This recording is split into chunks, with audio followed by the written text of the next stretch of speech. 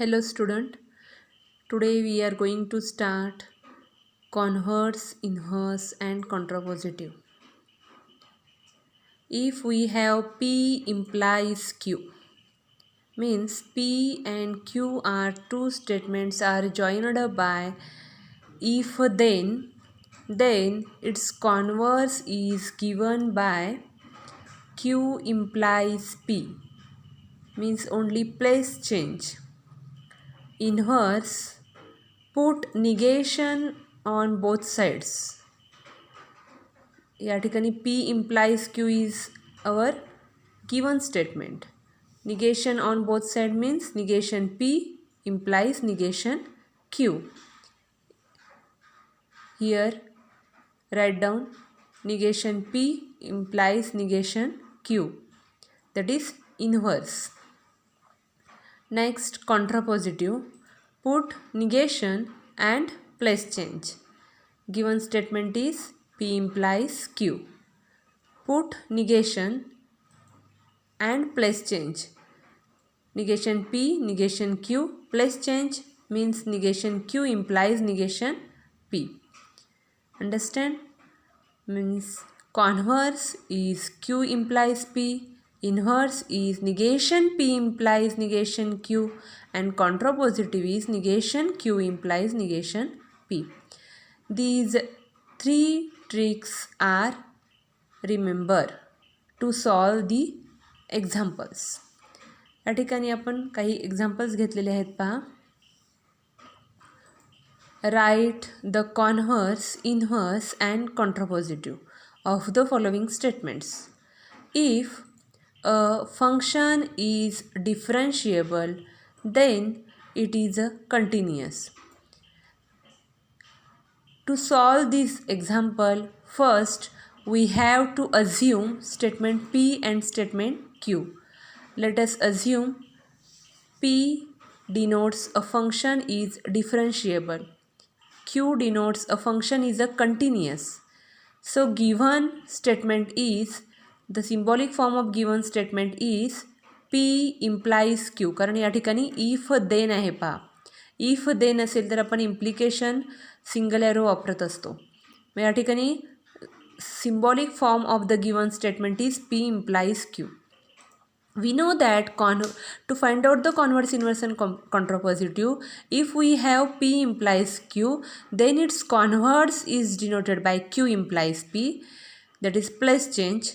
Inverse is denoted as a negation P implies negation Q, means put negation on both sides.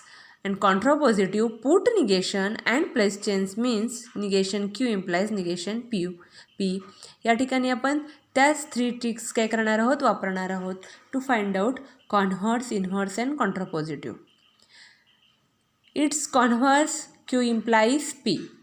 मग या ठिकाणी ज्या ठिकाणी Q आहे त्या ठिकाणी Q स्टेटमेंट सबस्टिट्यूट करायचं आणि ज्या ठिकाणी P आहे त्या ठिकाणी P स्टेटमेंट सबस्टिट्यूट करायचं.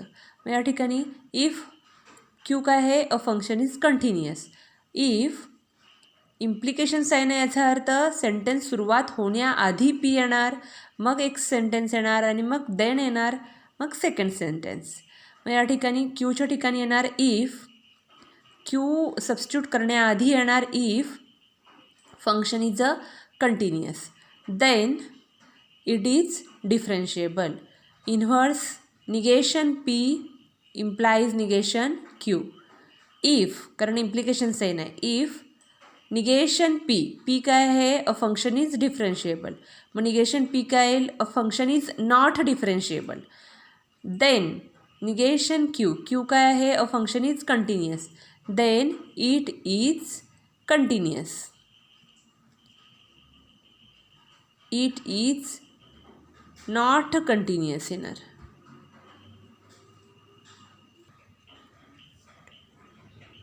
मग या ठिकाणी इन्व्हर्स येईल, it is not continuous. If function is not differentiable then it is not continuous. Third, contrapositive. कॉन्ट्रापोजिटिव्हमध्ये प्लेस चेंज अँड निगेशन. म्हणजे P इम्प्लाइज Q जो आहे त्याचा प्लेस चेंज केल्यानंतर काय येईल, Q इम्प्लाइज P आणि त्याला द्यायचं निगेशन. म्हणजे येणार negation Q implies negation P. Implication म्हणून इफ निगेशन क्यू येणार a function is not continuous then it is not differentiable. This point is a important point and easy point. Let us study some important results which are very essential for solving the next examples. या ठिकाणी first formula आहे P implies Q which is equivalent to negation P or Q. हे आपल्याला लक्षातच ठेवावं लागणार आहे. Negation of first statement or Q. P double implies Q which is nothing but P implies Q and Q implies P. त्यानंतर next P और Q and R. या ठिकाणी डिस्ट्रीब्युटिव्ह लॉ आहे पहा. म्हणजे ब्रॅकेटच्या बाहेर जे अँड हे कनेक्टिव्ह आहे आणि त्याच्या मागे जे पी आहे तर पी आणि अँड याच्यामध्ये इथं काय नाही म्हटलं की काय असणार आहे मल्टिप्लिकेशन्स आहे. आणि जर ब्रॅकेटच्या बाहेर मल्टिप्लिकेशन असेल तर त्या मल्टिप्लिकेशन नंतर असणाऱ्या नंबरने आपण आतमधल्या इच अँड एव्हरी नंबरला काय करत असतो मल्टिप्लाय करत असतो. त्याचप्रमाणे ब्रॅकेटमध्ये असणाऱ्या इच अँड एव्हरी टर्मला आपण ह्या पी आणि पी सोबत असणारे ह्या सिम्बॉलने ह्या दोन्हीनी काय करणार आहोत मल्टिप्लाय करणार आहोत. मग या ठिकाणी पी ऑर क्यू आणि हा अँडमध्ये येणार पी ऑर आर. म्हणजे ह्या पी ऑरनी ब्रॅकेटमधल्या इच अँड एव्हरी स्टेटमेंटला काय केलेलं आहे पण मल्टिप्लाय केलेला आहे. हा distributive law we are already studied. हा देखील काय आहे डिस्ट्रीब्युटिव्ह लॉ आहे. P and Q or P and R हे काय असणार आहेत दोन्ही इक्विव्हॅलंट असणार आहेत. लक्षात ठेवण्यासारखे फॉर्म्युले म्हणजे हे दोन आहेत. P implies Q which is equivalent to negation P or Q. P double implies Q which is equivalent to P implies Q and Q implies P. Understand.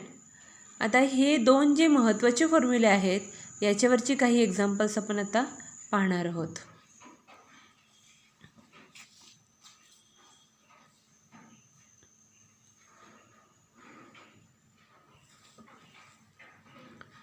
Example, rewrite the following statements without using if then. Means या ठिकाणी आपण define केलेलं आहे पहा P implies Q. म्हणजे P implies Q या compound स्टेटमेंटमध्ये if then ही फ्रेज वापरलेली असणार आहे. तर इथे सांगितलेलं काय आहे rewrite the following statements without using if then.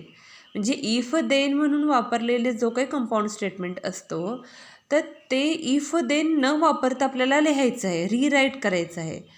तर या ठिकाणी ते रीराईट करण्यासाठी त्याचा इक्विव्हॅलंट फॉर्म काय आहे negation P or Q which is nothing but P implies Q असतो.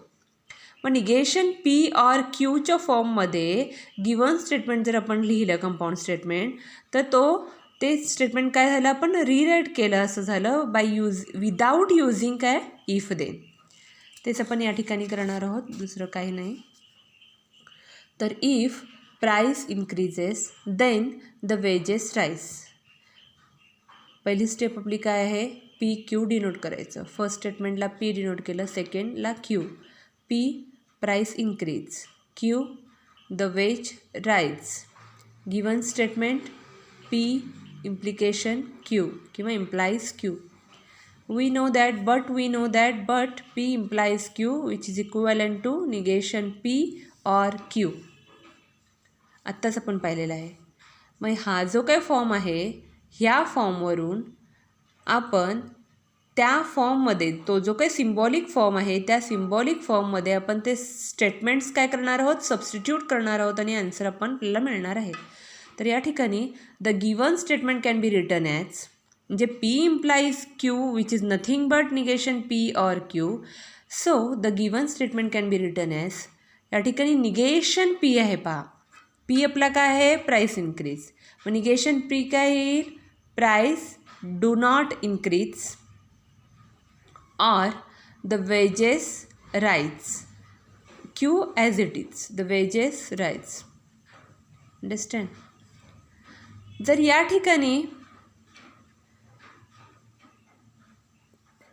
ठिकाणी आपलं प्राइस यायला पाहिजे पहा, not prices.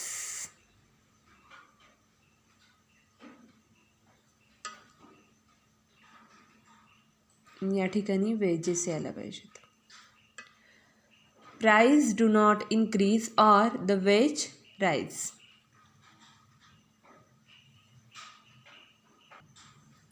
Next example, if it is cold then we wear woolen cloths. The given statement is, या ठिकाणी डायरेक्ट लिहिलेलं आहे पहा. तुम्ही काय करू शकता, अज्यूम करू शकता P and Q statements. Let us assume P, it is cold. Q, we wear woolen cloths. So the given statement is P implies Q. But we know that P implies Q which is equivalent to negation P or Q. The given statement can be written as, या ठिकाणी हा जो काय हे answer आहे ना, equivalent form आहे ना, तर negation P, it is not cold, ऑरच्या ठिकाणी ऑर येणार, आणि Q as it is we wear woollen clothes. Simple. तर या ठिकाणी या लेसनमध्ये आपण कॉन्व्हर्स, इन्व्हर्स अँड कॉन्ट्रापॉझिटिव्ह आणि त्याच्यावरची काही एक्झाम्पल्स पाहिलेली आहेत. Okay, thank you.